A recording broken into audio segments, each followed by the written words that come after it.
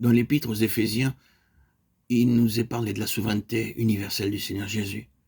Elle nous est présentée ainsi.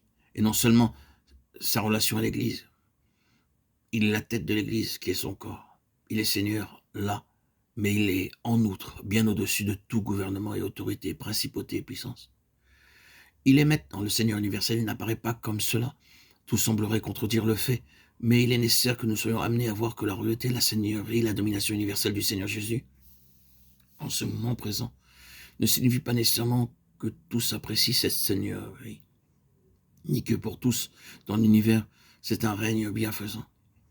Mais même si c'est le cas, cela ne change pas le fait. Il y a d'autres choses qui montrent également le fait d'une manière très positive.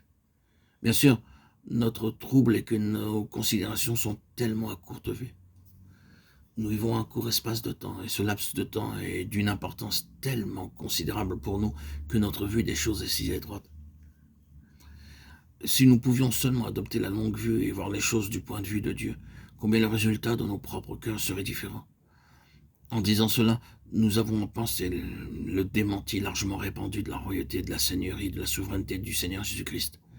Cette période de l'histoire du monde s'appelle le jour de son rejet. Et il y a une strophe d'un hymne qui débute ainsi. Notre Seigneur est maintenant rejeté, et par le monde désavoué. Mais ce n'est pas une affaire aussi aisée que de mettre le Seigneur Jésus de côté. Les hommes peuvent le rejeter, les nations peuvent le rejeter, chercher à l'éliminer, lui refuser une place, nier ses droits, refuser de reconnaître ses titres et sa seigneurie. Mais cela ne les supprime pas. Dieu a placé son roi sur son trône. Au sujet du Fils, il a dit « Ton trône, ô Dieu, est éternel » Hébreux 1:8.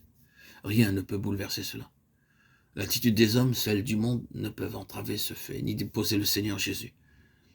Il peut être dit, c'est une déclaration, mais comment le prouverez-vous? Eh bien, il y a des évidences. Nous avons l'évidence qu'il est Seigneur, qu'il tient les choses dans sa main souveraine, que rien ne peut prendre sa place. Regardez l'histoire et voyez ce qui a essayé de prendre la place du Seigneur Jésus dans sa souveraineté, de faire ce que seul le Seigneur Jésus pouvait faire, de provoquer un état de choses, d'accomplir ce qui est du ressort de la puissance du Fils seul. Et voyez à quel point ces efforts ont réussi. Tout ce qui cherche à provoquer un état de choses que seul le Seigneur Jésus peut établir est voué à l'échec. Vous pouvez voir que cela s'est répété maintes fois à travers l'histoire.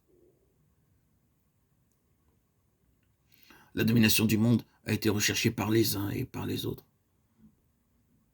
Des choses qui étaient des idéaux, des conceptions magnifiques pour le monde, ont été entreprises. Et elles ont toutes échoué, toutes sombré. Les royaumes et les empires, les despotes, les dictateurs, les monarques se sont élevés et ont atteint un niveau formidable. Certains d'entre eux ayant un grand pouvoir, mais l'empire s'est brisé et passa, le règne a sombré. Ainsi, vous avez ces choses venant et passant à travers toute l'histoire. Et remarquez, toute la question est liée au Seigneur Jésus.